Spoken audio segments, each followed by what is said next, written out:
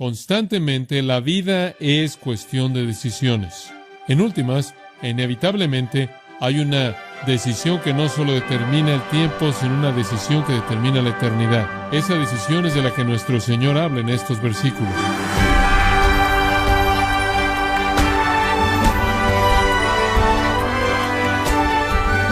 Le damos las gracias por acompañarnos en este subprograma Gracias a Vosotros con el pastor John MacArthur. No importa en qué lugar usted se encuentre, seguramente podrá encontrar el camino de regreso a casa. Pero cuando se trata del hogar celestial, ¿qué tan confiado está de que este sea el camino correcto? John MacArthur da inicio a la serie El Camino al Cielo para ayudarle a estar seguro de que está en el camino correcto. A continuación, en Gracia a Vosotros. Abramos nuestras Biblias y veamos juntos Mateo capítulo 7, versículos 13 y 14. Mateo capítulo 7, versículos 13 y 14. Esos dos versículos forman el texto para el mensaje de la palabra de Dios que estaremos viendo esta mañana. En el capítulo 7 de Mateo, el Sermón del Monte, el cual comenzó en el capítulo 5, llega a un gran crescendo, a un gran clímax. Ese clímax es afirmado en estos dos versículos. El resto del sermón hasta el final del capítulo simplemente es una expansión de estos dos versículos. Escuche conforme los leo. Entrad por la puerta estrecha, porque ancha es la puerta y espacioso el camino que lleva a la perdición, y muchos son los que entran por ella. Porque estrecha es la puerta y angosto el camino que lleva a la vida, y pocos son los que la hallan. Esa es una afirmación provocadora por parte de nuestro Señor.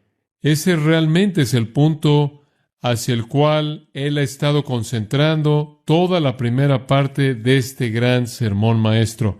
Él lleva todo al clímax de una decisión, a una alternativa. Dos puertas que llevan al individuo a dos caminos, los cuales llevan a dos destinos que están poblados por dos multitudes diferentes. El Señor entonces se concentra en la decisión inevitable que tiene que ser tomada con respecto a aquello que Él ha estado diciendo. Alguien ha dicho de manera correcta que toda la vida concentra al hombre en las encrucijadas. Eso realmente es verdad. Desde el momento de nuestra vida, cuando tenemos la suficiente edad como para tomar una decisión independiente o cualquier decisión, la vida se convierte en una cuestión de toma de decisiones constantes. Diariamente tomamos decisiones de todo. Decidimos a qué hora nos vamos a levantar o si no nos vamos a levantar en la mañana. Lo que comeremos, vestiremos, a dónde iremos, lo que haremos. Constantemente la vida es cuestión de decisiones.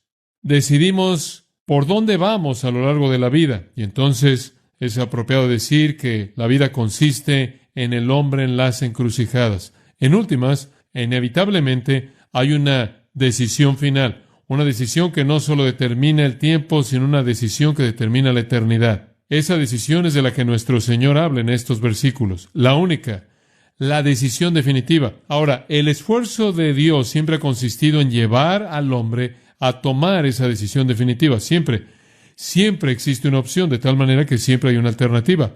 Y la opción que es definitiva es la decisión que más le preocupa a Dios. Siempre hay una opción, de tal manera que siempre hay una decisión. Y la decisión que es definitiva es la decisión que más le preocupa a Dios. Por ejemplo, mediante Moisés, Dios confrontó a los hijos de Israel en el capítulo 30 de Deuteronomio y dijo esto: Mira, yo he puesto delante de ti hoy la vida y el bien, la muerte y el mal. Escoge pues la vida para que vivas tú y tu descendencia. Dios le dio al pueblo de Israel la alternativa definitiva: vida o muerte, bien o mal. Y llamó a que tomaran una decisión. Josué, quien siguió a Moisés como líder del pueblo de Israel conforme entraron a la tierra prometida, en el capítulo 24 de Josué, en el versículo 15, dijo esto: Escoged este día a quién serviréis, si a los dioses de vuestros padres o implícito al Dios verdadero. En cuanto a mí y a mi casa, serviremos a Jehová. De nuevo, la decisión. Jeremías oyó a Dios decir En el capítulo 21, versículo 8, a este pueblo diréis, así ha dicho Jehová, he aquí he puesto ante vosotros el camino de vida y el camino de muerte. Elías, en el monte Carmelo, llamó a que se tomara una decisión. En Primera de Reyes, capítulo 18, versículo 21, él dijo, ¿por cuánto tiempo vacilaréis entre dos opiniones? Si Jehová es Dios, a él seguid. Si Baal, a él seguid. La decisión definitiva. En Juan capítulo 6 leemos que muchos siguieron a Jesús. Muchos se llamaron a sí mismos discípulos. Pero en Juan 6:66 dice que muchos de ellos se volvieron y ya no le siguieron más. Y Jesús dijo, ¿acaso queréis iros también vosotros? Y Pedro dijo, ¿a quién iremos? Tú y solo tú tienes palabras de vida eterna. Pedro expresó su decisión. Algunos se fueron y algunos se quedaron. Jesús, dijo Simeón, fue un niño nacido para el levantamiento y la caída de muchos. Jesús se vuelve la encrucijada del destino de todo hombre. La decisión es tomada en la encrucijada de Cristo, por así decirlo. Escoge la vida o escoge la muerte. Esencialmente, eso es lo que Jesús está diciendo aquí, en Mateo 7, 13 y 14. Juan Oxenham, el poeta británico, lo escribió de esta manera. A todo hombre se abre un camino y caminos de un camino. Y el alma elevada camina por el camino elevado, y el alma baja va a tientas por el bajo. Y en medio, en las planicies nebulosas, el resto va de aquí para allá. Pero para todo hombre se abre un camino elevado y uno bajo, y todo hombre decidió el camino por el que debería ir. Entonces nuestro Señor confronta a los hombres con una decisión. Él dice, una decisión debe ser tomada. Un escritor dijo, es tiempo de decidir en el monte. Permítame sugerirle que hay dos cosas que usted no puede hacer con el Sermón del Monte. Una de ellas es, usted no puede simplemente quedarse de pie y admirarlo. Jesús no está interesado en flores para su ética. Jesús no está interesado en personas que únicamente quieren admirar las virtudes de la afirmación ética del Sermón del Monte. Jesús quiere una decisión que tiene que ver con el destino de usted. Creo que hay una segunda cosa que usted no puede hacer con el Sermón del Monte, y eso es empujarlo a algún mañana profético. No creo que Jesús está sugiriendo que esto es para alguna era futura lejana. Creo que Él está demandando una decisión ahora, en este tiempo. Yo creo que hay muchas personas que admiran la ética del Sermón del Monte. Eso no es lo que Jesús quiso. Y yo creo que hay muchas personas que toman las características del Sermón del Monte y sus demandas y las empujan hasta el reino futuro. No creo que eso es lo que Jesús quiso tampoco.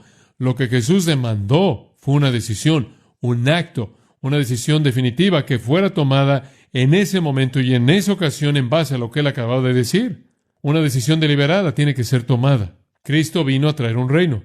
Él era un rey. Él era el rey. Él era el rey de reyes. Y Él vino con un reino que era único y especial y apartado y diferente de todos los reinos del mundo. Y los hombres no habrían entendido su reino a menos de que Él explicara sus principios, y entonces en este sermón maestro Él ha expresado los principios de vivir en su reino. Y ahora Él nos da la decisión a entrar o quedarnos afuera de Él. Esa es la decisión que Él quiere que todo hombre considere. Él demanda una respuesta. Usted ahora conoce los requisitos del reino. Usted ahora conoce los estándares del rey. ¿Cuál es su respuesta? ¿Cuál es su reacción? Eso es lo que importa. Y yo creo que Jesús llama a que tomemos acciones. Creo que los versículos 13 y 14 son el clímax, la cima hacia la cual Él se ha estado moviendo a lo largo de este sermón entero, para llevar a la gente al punto, para llevarnos al punto en el que respondemos. Y amados, la decisión es absolutamente clara. Únicamente hay dos alternativas: la puerta estrecha, el camino angosto, la puerta ancha, el camino espacioso. Eso es todo. No hay otras alternativas, ninguna.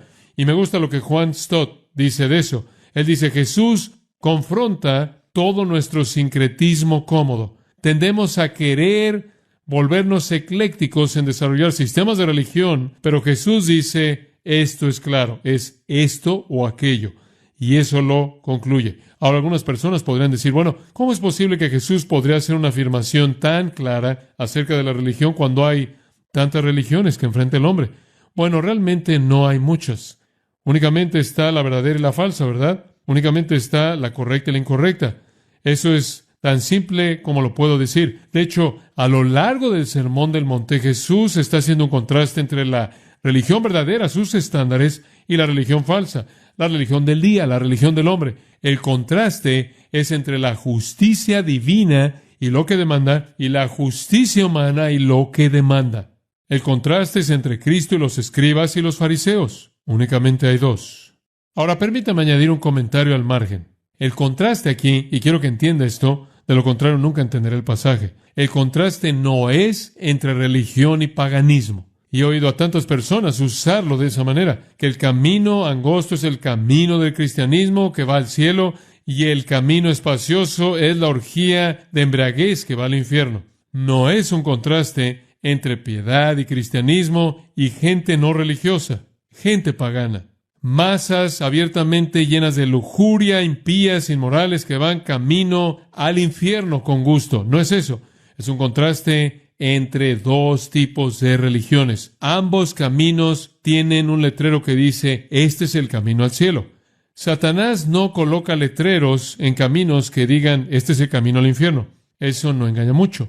No es un contraste entonces entre la religión y el paganismo. Es un contraste no entre la justicia y la injusticia declarada. Es un contraste entre la justicia divina y la justicia humana, entre la religión divina y la religión humana, entre la religión verdadera y la religión falsa. El problema de los fariseos se nos indica en Lucas 18:9, en donde dice que los fariseos confiaban en sí mismos como justos.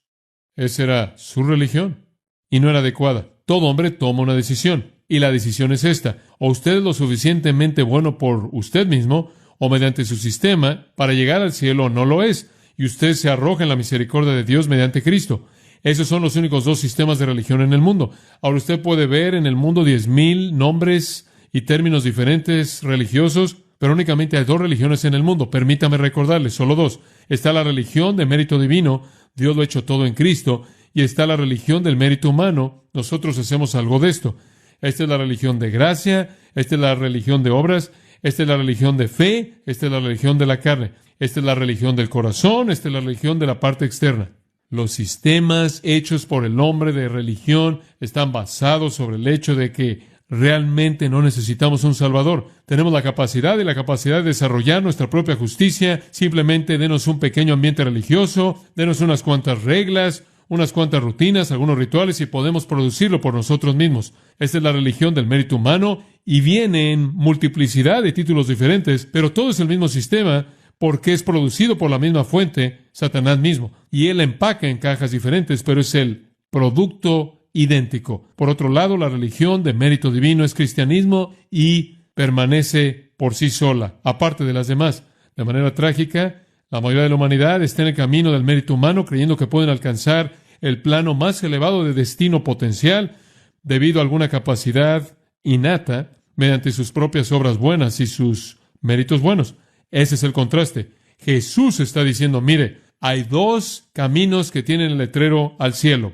Uno es el camino estrecho, comprimido de justicia divina. El otro es el camino espacioso de la justicia humana. Como puede ver, los judíos habían enseñado que podían llegar por sí mismos. Esa es la razón por la que era tan contundente cuando el apóstol Pablo dijo, por las obras de la ley, ninguna carne será justificada a los ojos de Dios. Romanos 3. Y Pablo dijo, la ley vino para cerrar nuestras bocas y evitar que afirmáramos tener alguna justicia y condenar al mundo entero como culpable delante de Dios. La ley vino para mostrarnos nuestra pecaminosidad, pero cuando el hombre que se cree bueno en sí mismo, centrado en sí mismo, vio que era pecaminoso por la ley, él no quiso enfrentar su pecaminosidad.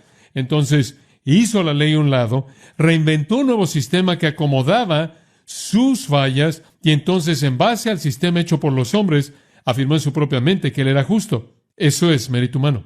El enfoque primordial, el enfoque central del Señor en el Sermón del Monte es romper la espalda de ese tipo de sistema, mostrarles a lo largo de este sermón que ese sistema no sirve, que su perspectiva de todo está equivocada, y el propósito entero del sermón es llevarlos a donde Él comenzó en el sermón.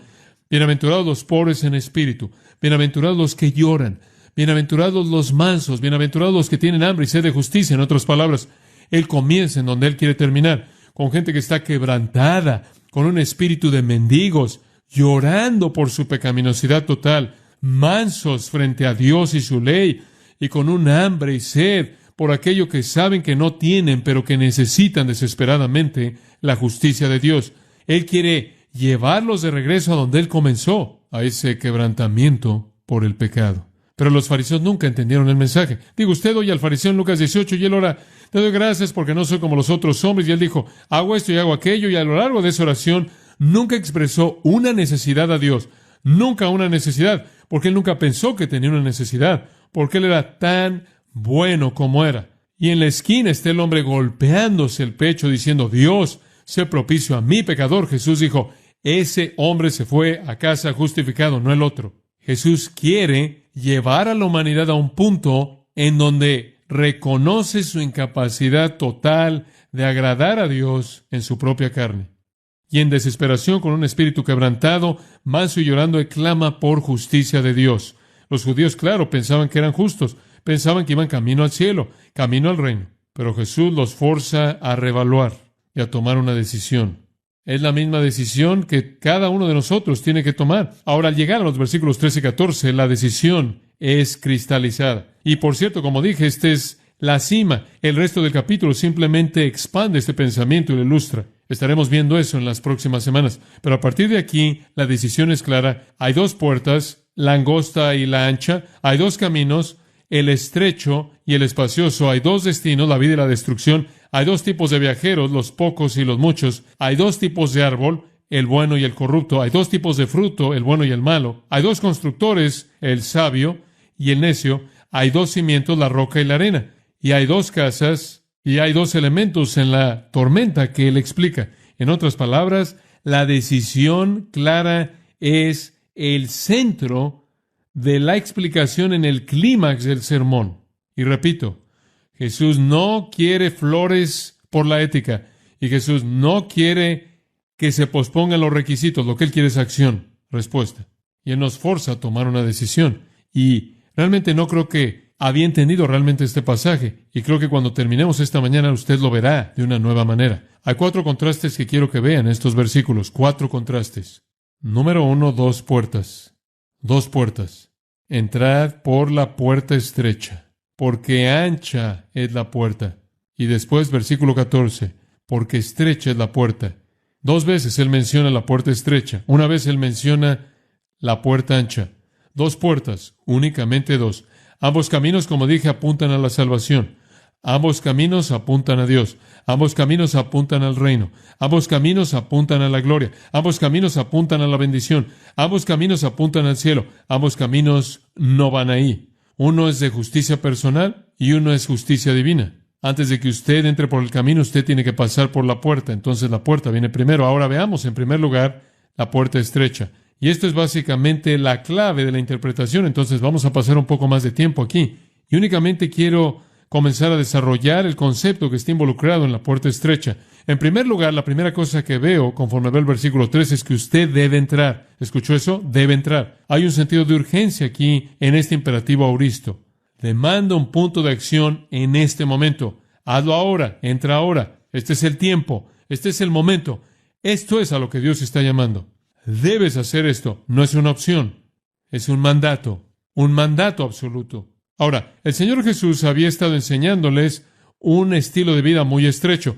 Su camino tenía todo tipo de tolerancia para el pecado. Tenían todo tipo de leyes más allá de la ley de Dios. Tenían todo tipo de estándares más allá de los estándares de Dios.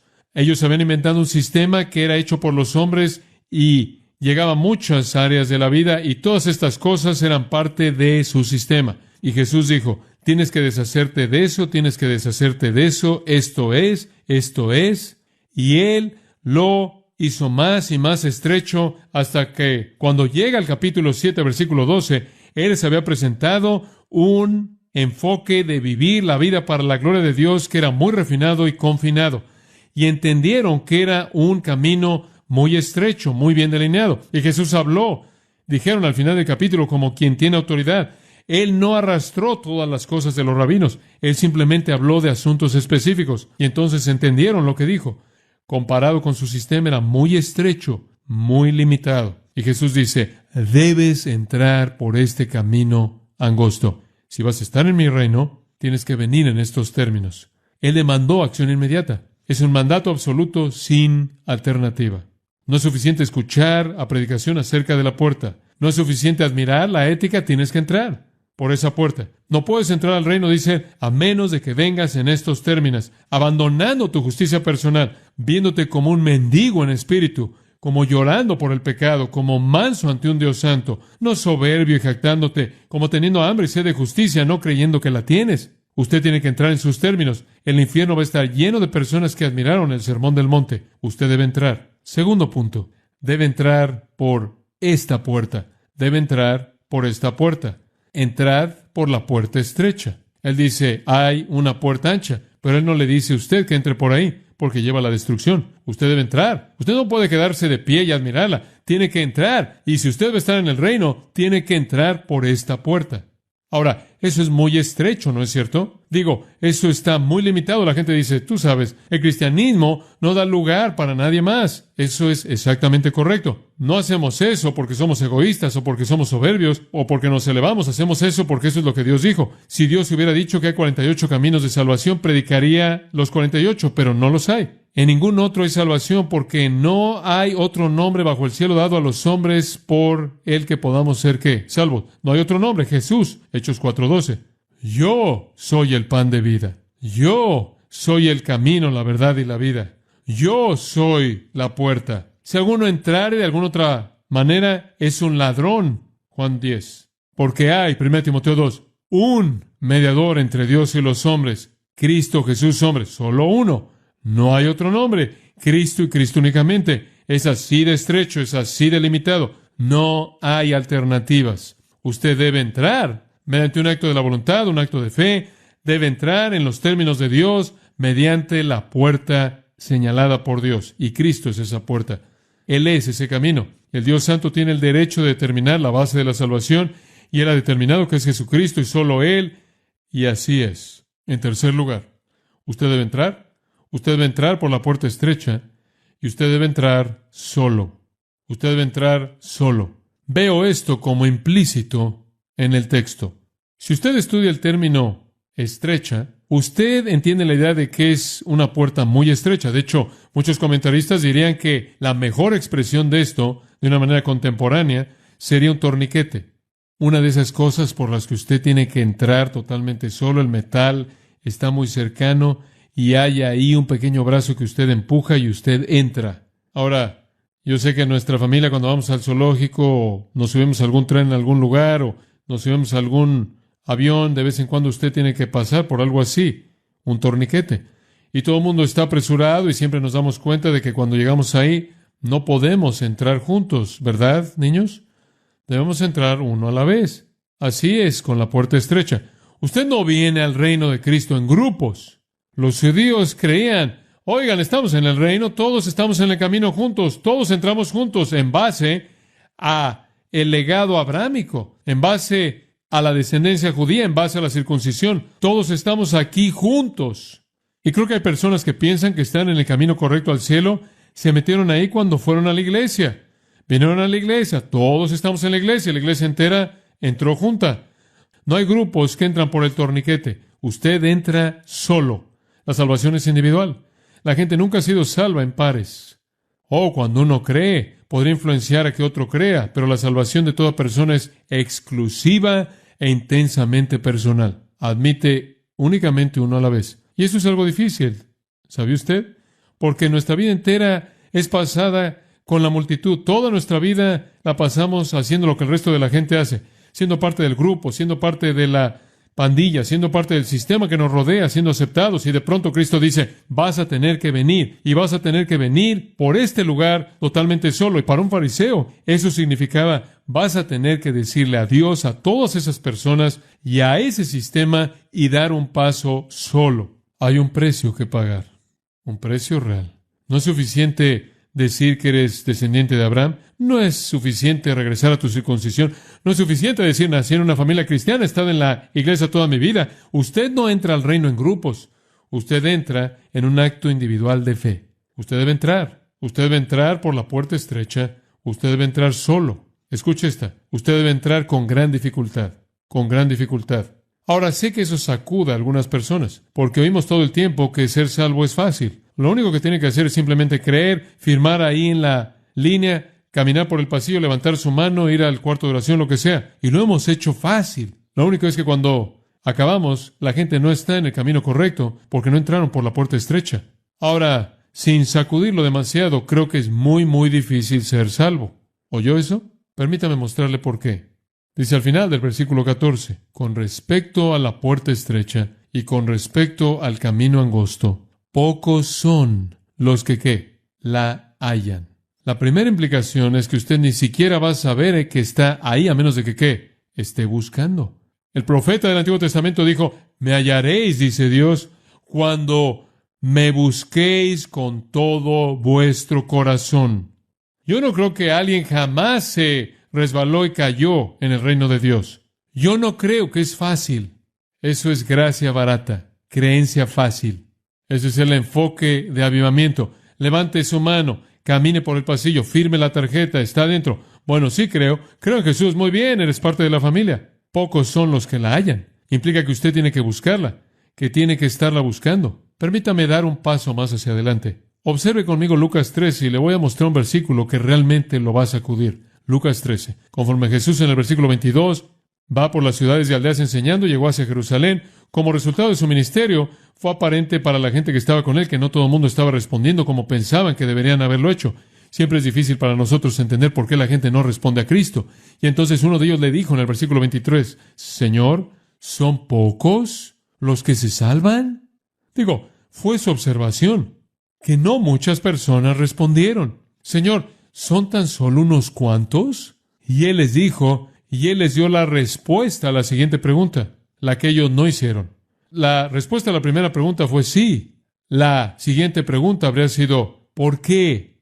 A lo cual la respuesta sería, porque debes esforzarte por entrar por la puerta estrecha.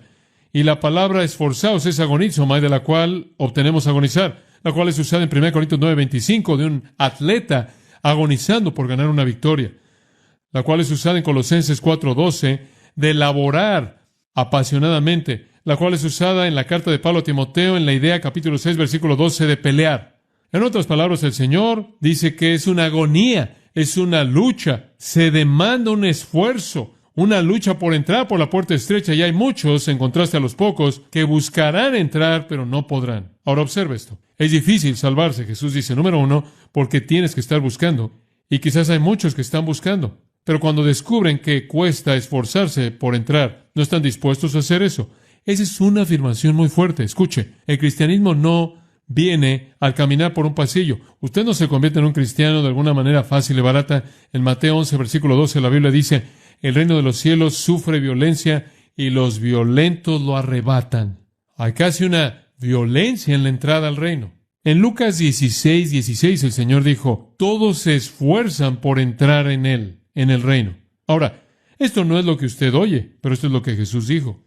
El reino es para aquellos que lo buscan con todo su corazón. El reino es para aquellos que se esfuerzan, que agonizan por entrar en él, cuyos corazones están despedazados por su pecaminosidad, que lloran en mansedumbre, que tienen hambre y sed, y que son satisfechos de manera inagotable, que anhelan, que tienen una sed insaciable por ser satisfechos, que anhelan que Dios cambie su vida. No es para la gente que viene de una manera barata y quiere a Jesús sin ninguna alteración de su vida. Cuando Jesús enfatizó que uno no puede entrar dormido al reino, Jesús estaba diciendo, para estar en mi reino debes hacer un esfuerzo intenso, con una energía incansable, casi agotadora. De hecho, en Juan 16:33 Él dijo, que quede claro, en este mundo tendréis aflicción. Nunca es fácil. Nunca es fácil volverse un cristiano porque usted tiene a todo el infierno contra usted, a Satanás y a sus demonios, y la quinta columna que Satanás tiene, la carne que está en usted, y todo eso lo resiste. Y en el poder de Dios debemos superar a Satanás y la carne para entrar al reino. William Hendrickson dice, el reino entonces no es para los debiluchos, los no comprometidos, los que hacen concesiones, no es para Balaams, o jóvenes ricos, o Pilatos, o Demas, sino que él dice, no es ganado mediante oraciones retrasadas y promesas no cumplidas, y determinaciones rotas, y testimonios que titubean, sino que más bien es para los fuertes, como José y Natán y Elías y Daniel y Mardoqueo y Pedro y Pablo. Y no olvidemos a Ruth y a Débora y a Esther y a Lidia. Fin de la cita. Yo creo que una de las mentiras más grandes de Satanás en el mundo en la actualidad es que es fácil volverse un cristiano. Es fácil. No es fácil. No es fácil en absoluto. Es una puerta muy estrecha. Usted entra totalmente solo y entra agonizando por su pecaminosidad. Usted tiene que estar quebrantado en su espíritu.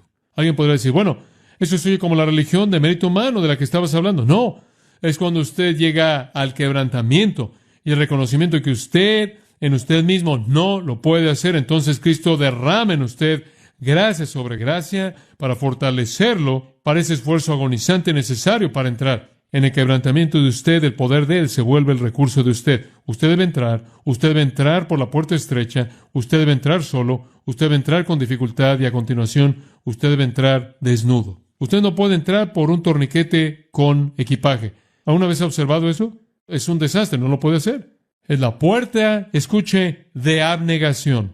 No es la puerta que admite a las superestrellas, que quiere cargar con toda su basura y entrar. Es una puerta en donde usted se quita todo lo que usted es, y la justicia personal, y el pecado, la inmoralidad, y todo. Usted lo descarga, de lo contrario no entra por ella. El joven rico vino a la puerta. Él buscó, él realmente buscó. Y él encontró a Jesús, y él dijo, ¿qué necesito hacer para entrar al reino? He venido a saberlo, he estado buscando, quiero estar en el reino. El Señor fue directo al corazón del problema y dijo, toma todo lo que tienes, véndelo y dalo a los pobres. ¿Y sabe usted lo que él hizo? Él lo confrontó en su maleta. Él estaba tratando de entrar por la puerta estrecha con el equipaje de sus riquezas. Y francamente, por otro lado, él tenía justicia personal, porque cuando el Señor habló de todas las cosas que él debería haber estado haciendo, él dijo que hizo todas esas cosas. Entonces, él vino aquí con su justicia por un lado y todo su dinero en la otra, y él no pudo entrar, y la Biblia dice que se fue triste.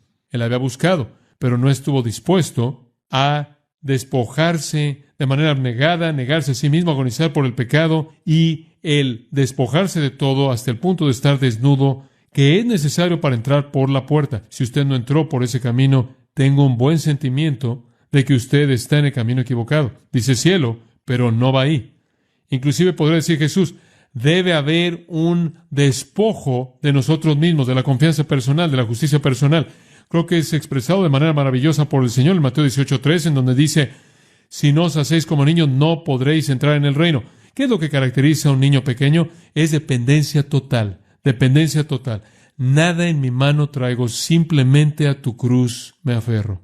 La fe salvadora no es solo un acto de la mente, es despojarse de uno mismo, en desnudez total. Es un golpear el pecho, Señor, sé propicio a mí, pecador. Y creo que el Señor aquí está tratando con el peligro de una salvación fácil. Simplemente ven a Jesús. Es tan fácil, simplemente cree. Lo único que tienes que hacer es creer. Repite una pequeña oración. No hay nada de malo con creer, no hay nada de malo con repetir una oración, pero esas cosas no traen la salvación verdadera cuando ocurren en un vacío.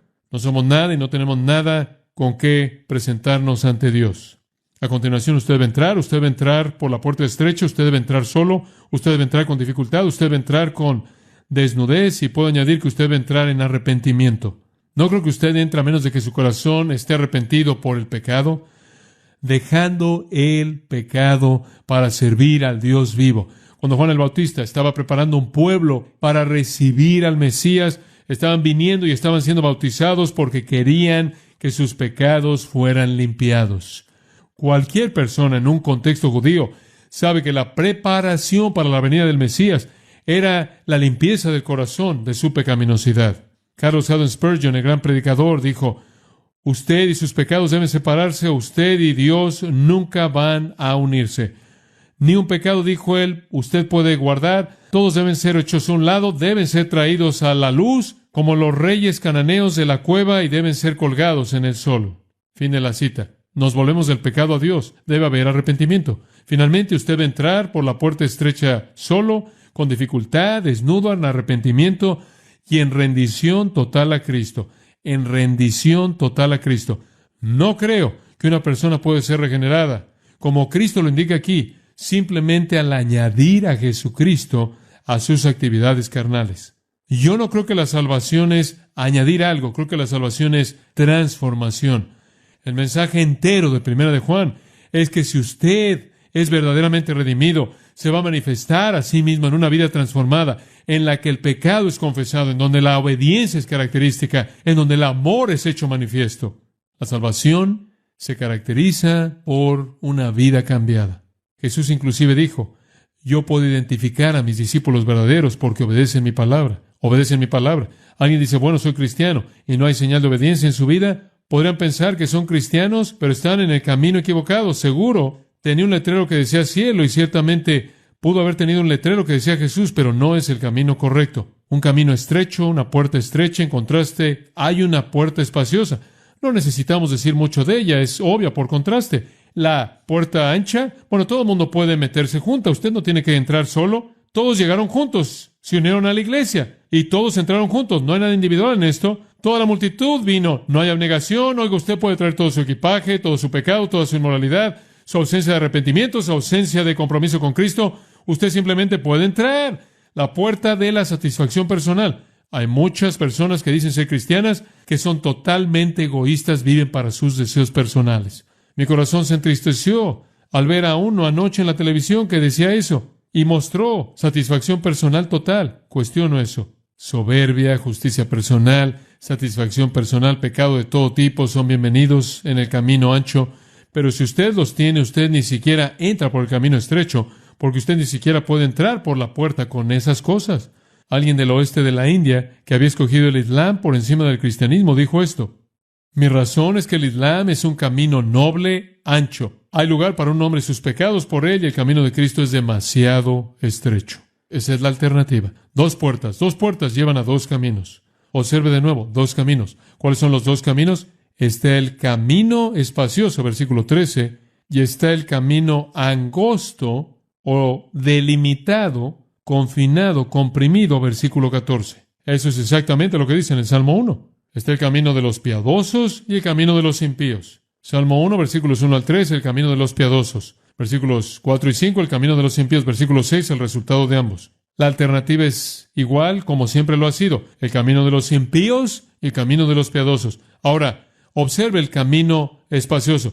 Digo, una vez que usted ha entrado por la puerta ancha, todo el mundo está ahí, es fácil vivir, hombre, ¿verdad? No hay precipicio, hay mucho lugar. Usted simplemente puede caminar a su gusto, andar por todos lados, no hay reglas, no hay una moralidad que sea obligatoria en particular, hay lugar para la teología diversa, hay tolerancia para todo pecado concebible, siempre y cuando usted ame a Jesús, o siempre y cuando usted sea religioso, no hay límites, no hay fronteras, todos los deseos del corazón caídos son alimentados por ese camino, no hay necesidad de una actitud de bienaventuranza, no hay necesidad para la humildad, no hay necesidad de estudiar la palabra de Dios, no hay necesidad de estándares difíciles, morales internos. Usted simplemente puede vivir con una religiosidad típica mecánica que no es más que hipocresía. No demanda virtud en absoluto, es como un pez muerto que está flotando por el río. Es muy fácil. La corriente lo hace todo.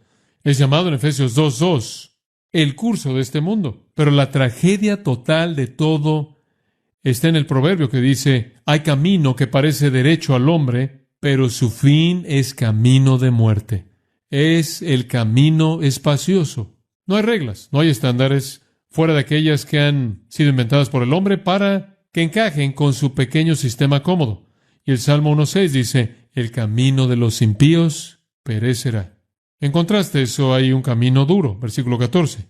Su Biblia podría decir angosto. La mejor traducción es un camino delimitado. Literalmente significa estar confinado.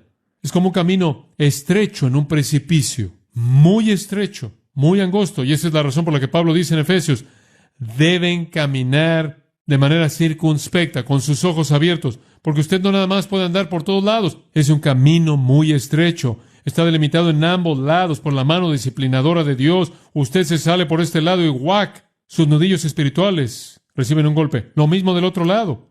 Los requisitos son grandes y estrictos y refinados y claramente definidos, y no hay lugar para desviación alguna o alejarse de ellos.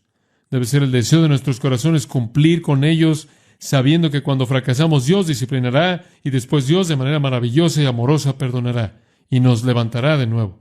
Dice usted, bueno, es un camino difícil y estricto y estrecho. Me parece como algo que yo no querría. Una cosa maravillosa de eso es que toda la dificultad y lo estrecho y todas las restricciones son llevadas por Cristo mismo, de tal manera que su yugo es fácil para nosotros y su carga es ¿qué? Ligera. Digo, cuando usted viene por ese camino, más vale que evalúe lo que está pidiendo. En Lucas 14, versículo 25, ¿qué leemos? Y grandes multitudes estaban con él, y se volvió y les dijo, aquí viene una gran multitud siguiéndolo, un montón de gente. Él dice, miren, si me van a seguir, deben saber algunas cosas. Si no aborrecen a su padre, su madre, su esposa, sus hijos, sus hermanos, sus hermanas y su propia vida, no puede ser mi discípulo. Pruebe eso en alguien la próxima vez que usted comparte el Evangelio. ¿Quieres ser cristiano? Muy bien. Odia a tu madre, tu padre, tu hermana, tu hermano. Hazlo lo más difícil que lo puedes hacer. Vas a tener que dejar la multitud. Vas a tener que decirle adiós a toda persona que amas. O ni siquiera puedes ser mi discípulo. Y después vas a tener que tomar una cruz y vivir una vida crucificada. Ahora trate de predicar eso en la próxima reunión de avivamiento y vea cuántos pasan al pasillo. ¿Sabes quién vendrá por el pasillo? La gente que debería venir, que quiere hacer el compromiso correcto. Y Jesús procedió a ilustrar esto. Porque ¿quién de vosotros, queriendo edificar una torre, no se sienta primero y calcula el costo? Digo, ningún hombre es lo suficientemente tonto como para construir algo sin analizar lo que le va a costar. ¿O qué rey va a ir a la guerra sin analizar cómo sus tropas van a medirse contra el enemigo? De la misma manera, versículo 33, todo aquel de vosotros que no deja todo lo que tiene, no puede ser mi discípulo. Hombre, Jesús realmente trazó una línea dura. Si usted no está dispuesto a decirle no a todo y a decir, sí, conforme Dios me capacite, voy a caminar por ese camino estrecho, sabiendo que no lo puedo hacer por mí mismo, por mi propio mérito, sino sabiendo que Dios le dará a usted gracia sobre gracia para hacerlo en su debilidad, mediante su fortaleza. Usted está dispuesto a vivir así, entonces viene de manera legítima a Él. Más vale que considere la persecución. En este mundo va a tener aflicción. Un día vendrá, Jesús le dijo a sus discípulos, cuando piensen que están sirviendo a Dios al ejecutarlo ustedes. Juan 16, van a pasar su vida huyendo de aquellos que quieren matarlo a usted. Usted no camina por este camino estrecho con sus pies descalzos. Este no es un paisaje hermoso. El camino es difícil. El cristianismo nunca ha sido presentado por nuestro Señor como una alternativa suave para los que tienen corazones débiles. Usted le declara guerra al infierno cuando usted comienza, y el infierno responde con fuerza. Y usted vive el resto de su vida con una actitud de bienaventuranza, en donde usted está constantemente tratando de enfrentar su propia soberbia, sus propios deseos, su propia voluntad egoísta. Jesús le dijo a Pedro, sígueme, y por cierto, Pedro, te va a costar la vida. ¿Está usted viniendo en esos términos? ¿Está viniendo en esos términos? Porque ese es el camino estrecho. Es difícil, está comprimido, está confinado, y cuando usted se desvía del camino, usted va a ser disciplinado. Dice usted, bueno, se oye terrible. No, porque toda la dificultad es llevada por Cristo, y el camino se vuelve un camino de belleza. Ahora, cuando usted toma esa decisión, recuerde la tercera cosa. Hay dos destinos. De regreso, otra vez a Mateo capítulo 7. Está el camino ancho que lleva a la destrucción, y está el camino angosto que lleva a la vida. Está el camino de la vida y el camino de la muerte, como Jeremías lo dijo, y Josué lo dijo, como Elías lo dijo, como Moisés lo dijo. Es la misma cosa. El camino de vida o de la muerte. Salmo 1 lo dijo. Los impíos, los piadosos entran en la bendición, los impíos perecen. Está el camino de la vida y el camino de la muerte. La palabra perdición aquí simplemente se refiere al juicio definitivo, eterno en el infierno, tormento eterno. Y no tengo tiempo para entrar al desarrollo de todo eso. Vamos a ver bastante de esto conforme continuamos a lo largo de Mateo. El Señor dice que la vida termina en uno de dos lugares. Todas las religiones en el mundo entero, fuera de la religión del mérito divino en Cristo, terminarán en el mismo lugar: destrucción, perdición. Es fácil ir por ese camino, es fácil meterse por ahí, se lleva todo lo que usted quiera, es fácil caminar por ahí, no hay estándares. Simplemente se vuelve difícil al final. No hay restricciones y está lleno de gente, pero termina en el infierno. La religión del mérito humano, desde el humanismo y el ateísmo, la cual es la religión definitiva de mérito humano en donde el hombre es Dios mismo, hasta el judaísmo sin cristianismo, va a terminar en el mismo infierno. Y como Juan Bunyan dijo, la entrada al infierno es desde los portales del cielo. qué sorpresa va a ser para algunas personas. Por otro lado, el camino estrecho se va a abrir a la bendición eterna. El camino ancho se hace estrecho a un foso terrible. El camino estrecho se abre a la plenitud de un gozo inefable, eterno, sin nubes de comunión de gozo con Dios que ni siquiera podemos imaginar. No es tanto que estas son cantidades de vida como son cualidades que definen una vida. Y la decisión es de usted. Considera el destino, porque usted va a pasar la eternidad ahí. ¿Y cómo escogerán los hombres? El punto final. Hay dos multitudes, dos puertas, dos caminos, dos destinos y dos multitudes. El camino que es ancho, versículo 13, muchos son los que van por ahí. El camino que es estrecho, versículo 14, pocos son los que lo encuentran. Eso realmente es sorprendente. La mayoría de la gente está en el camino del mérito humano. Las masas de gente están en el camino equivocado. La gente con frecuencia me pregunta, ¿crees que habrá más gente en el cielo o en el infierno? Jesús dijo aquí, muchos, pocos. Usted regresa al Antiguo Testamento y usted descubrirá que siempre hubo un remanente de gente creyente. La única ocasión en la historia redentora de Dios que parece ser excepcional es en la tribulación. Según Apocalipsis capítulo 3, versículo 9, dice que habrá un número imposible de contar de gentiles redimidos de toda lengua, tribu, pueblo y nación, y que la nación entera de Israel también será redimida. Puede que haya un tipo de respuesta excepcional al evangelismo en la tribulación, que va a traer una gran masa en la población del mundo que responda a Cristo. Pero para esta época y para este tiempo, la reiteración de la verdad es pocos, pocos, pocos, pocos, pocos. Pocos, porque los hombres prefieren aferrarse a su propio pecado. Jesús lo dijo, aman sus tinieblas, prefieren creer en sí mismos. Pocos. En Lucas 12:32, Jesús vio a sus discípulos y les dijo esto, no temáis, manada pequeña. La palabra pequeña es micrón, de la cual obtenemos micro, algo pequeño. No temáis, manada pequeña, es la misma palabra usada en Mateo 13 de la semilla de mostaza, la más pequeña de todas las semillas. Siempre ha sido un rebaño pequeño. Siempre han sido los pocos que buscan con todo su corazón y que agonizan en el poder de Dios, conociendo su propia incapacidad humana para entrar, porque están dispuestos a pagar el precio y calcular el costo. De hecho, en Mateo 22:14 Jesús lo dijo de esta manera, muchos son llamados, pero ¿qué? Pocos son escogidos. Pocos. Es tan fácil escoger el camino ancho. Es un camino tan fácil por el cual viajar. Usted simplemente va con la multitud. Y usted puede añadir a Jesús a ello y sentirse religioso, e ir a la iglesia, o pertenecer a algún tipo de sistema de religión que le dice a usted que ese es el camino por el que usted debe ir. Usted nunca se niega a sí mismo, y usted termina en un desastre definitivo. En Lucas, capítulo 13 de nuevo, quiero tan solo señalarle esto y después vamos a cerrar con una ilustración. Lucas 13:24. Jesús dijo, esforzaos o agonicen, vimos eso antes, por entrar por la puerta estrecha, porque muchos os digo, buscarán entrar y no podrán. Ahora escuche, después que el padre de familia se haya levantado y cerrado la puerta, y estando fuera empecéis a llamar a la puerta diciendo, Señor, Señor, ábrenos. Él respondiendo os dirá, no sé de dónde sois.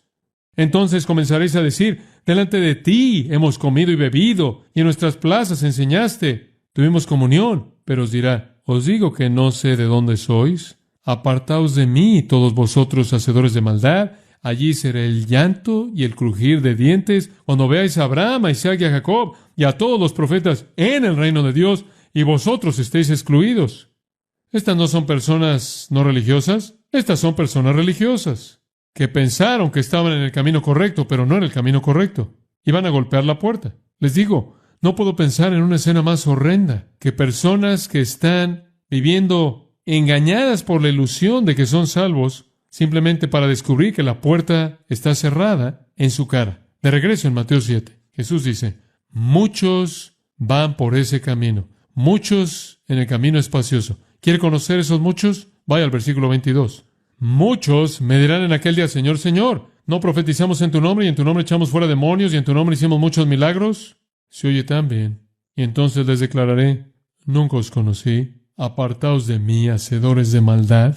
¡Qué impresión! Los muchos en el camino ancho van a descubrir que ese no era el camino al cielo. La puerta se cerrará en sus rostros para siempre. Escuche, el camino es estrecho, pero me da gusto anunciar que es lo suficientemente ancho como para recibir al primero de los pecadores. Usted tiene que venir solo. Usted no puede evadir la decisión. Es una decisión imposible de evitar. No tomar una decisión es tomar una decisión y usted enfrenta esa decisión. Una carta se escribió al periódico el Melbourne Daily después de la cruzada de Billy Graham de hace unos años atrás. Esto es lo que el hombre que escribió la carta dijo. Después de oír al Dr. Billy Graham en el aire, viéndolo en la televisión y leer los reportes y cartas acerca de él y su misión, estoy lleno de asco por el tipo de religión que insiste en que mi alma y el del resto de la gente necesita ser salva, sea lo que sea que eso significa. Nunca he sentido que yo estoy perdido, ni siento que diariamente me revuelco en el lodo del pecado, aunque la predicación repetitiva insiste en que lo hago. Dame una religión práctica que enseña gentileza y tolerancia, que reconoce que no hay barreras de color ni de credo, que recuerda a los mayores y enseña a los niños de la bondad y no pecado. Si para salvar mi alma debo aceptar una filosofía así, como he oído recientemente predicado, prefiero permanecer condenado para siempre. Y él firmó su nombre. Y esa es la decisión que toda persona toma. O usted inventa una religión agradable que encaja con usted, o usted toma la verdad de Dios y la acepta. Esa es la decisión que usted toma. Una da vida, la otra muerte. Oremos. Gracias, Padre, en esta mañana por hablarnos de manera tan incisiva. Estas son palabras duras que tenemos que enfrentar debido a nuestro pecado. Que las enfrentemos. Pero gracias, porque cuando entramos por esa puerta angosta, hay gran seguridad y confianza, conforme nuestros corazones claman, Abba Padre, sabiendo que somos tus hijos. Oramos por aquellos que están con nosotros en esta mañana, que no han entrado por esa puerta estrecha, que no han calculado el costo, que no se han despojado a sí mismos, no han rendido todo a ti y no han venido en fe. Oramos que este sea ese gran día. Dios, que como 2 Corintios 13:5 dice, nos examinemos a nosotros mismos si estamos en la fe. Oh, qué gran temor estar engañados toda nuestra vida para terminar afuera. Que no sea así. Mientras sus cabezas están inclinadas por tan solo un momento, conforme cerramos nuestro servicio, el cuarto de oración a mi derecha estará abierto, el cuarto de consejería, los consejeros estarán ahí. No se vaya sin Cristo, abra su corazón a Él. Quizás necesita alguien que le ayude, ore con usted, lo aconseje. Si ese es el caso, en lugar de irse, venga al frente y a mi derecha y entre por esas puertas, y alguien estará ahí para hacer simplemente eso. Entre por la puerta estrecha a ese camino angosto que lleva a la vida.